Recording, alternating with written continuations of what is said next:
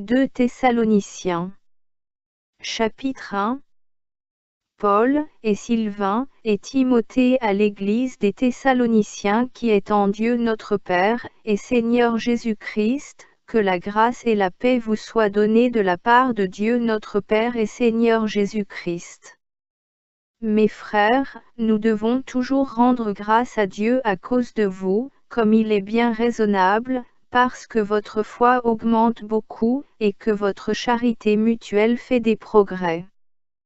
De sorte que nous-mêmes nous nous glorifions de vous dans les églises de Dieu, à cause de votre persévérance et de votre foi au milieu de toutes vos persécutions, et des afflictions que vous avez à supporter, qui sont une manifeste démonstration du juste jugement de Dieu, afin que vous soyez jugés dignes du royaume de Dieu, pour lequel aussi vous souffrez.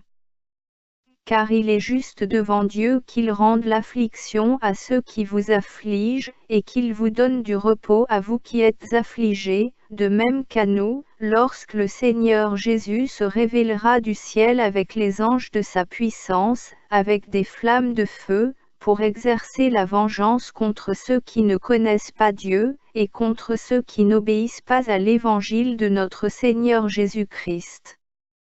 Ils auront pour châtiment une destruction éternelle, loin de la face du Seigneur, et de la gloire de sa force, quand il viendra pour être glorifié en ce jour-là dans ses saints, et pour être admiré dans tous ceux qui croient, parce que le témoignage que nous avons rendu auprès de vous a été cru.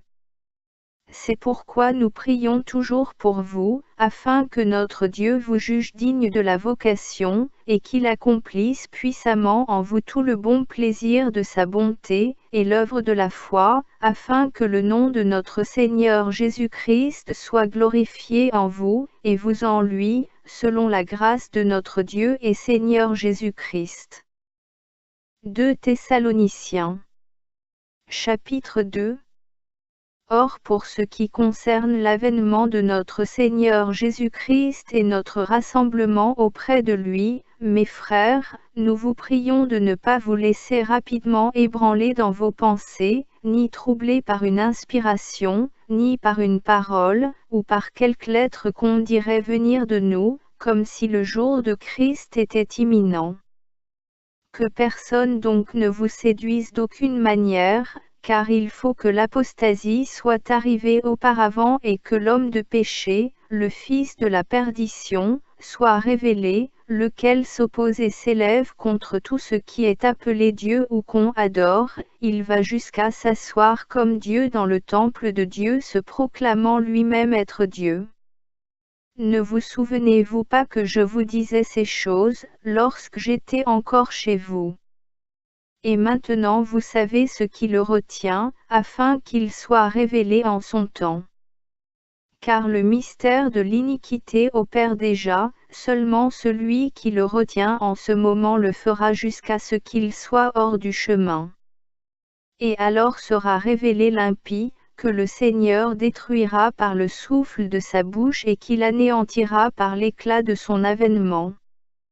L'avènement de cet impie se fera par la puissance de Satan, avec toutes sortes de miracles, de signes, et de prodiges mensongers, et avec toutes les séductions de l'injustice pour ceux qui périssent parce qu'ils n'ont pas reçu l'amour de la vérité pour être sauvés. C'est pourquoi Dieu leur envoie une puissance d'égarement, pour qu'ils croient au mensonge, afin que tous ceux qui n'ont pas cru à la vérité, mais qui ont pris plaisir à l'injustice soient condamnés. Mais nous, mes frères bien-aimés du Seigneur, nous devons toujours rendre grâce à Dieu pour vous, de ce que Dieu vous a élus dès le commencement pour le salut par la sanctification de l'Esprit, et par la foi en la vérité. C'est à quoi il vous a appelés par notre évangile, afin que vous possédiez la gloire qui nous a été acquise par notre Seigneur Jésus-Christ. C'est pourquoi, mes frères, demeurez fermes, et retenez les traditions que nous vous avons enseignées, soit de vive voix, soit par notre lettre. Et que notre Seigneur Jésus-Christ lui-même, et notre Dieu et Père, qui nous a aimés, et qui nous a donné une consolation éternelle, et une bonne espérance par sa grâce, console vos cœurs, et vous affermisse en toute bonne parole, et en toute bonne œuvre. 2 Thessaloniciens. Chapitre 3. Au reste, mes frères, priez pour nous, afin que la parole du Seigneur poursuive sa course, et qu'elle soit glorifiée comme elle l'est parmi vous, et que nous soyons délivrés des hommes méchants et pervers, car tous n'ont pas la foi.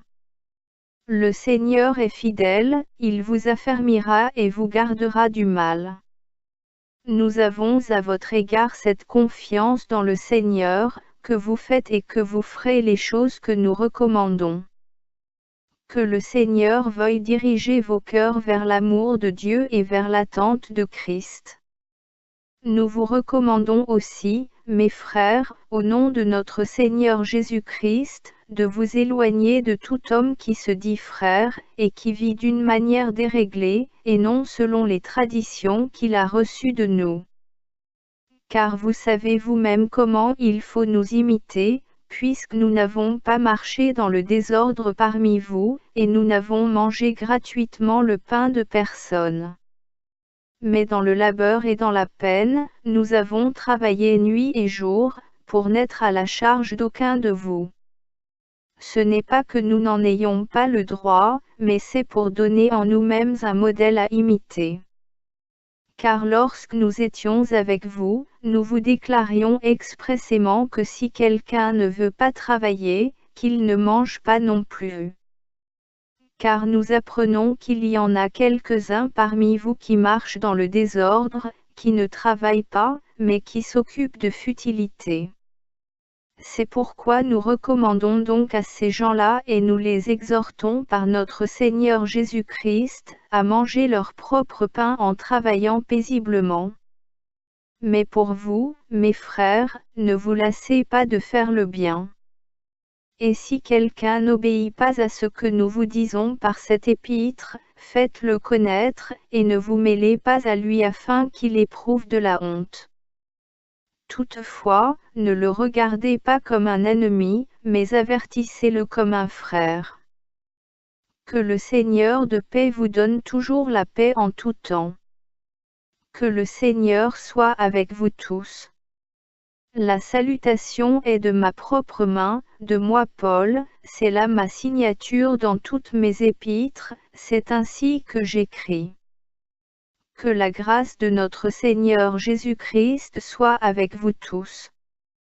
Amen.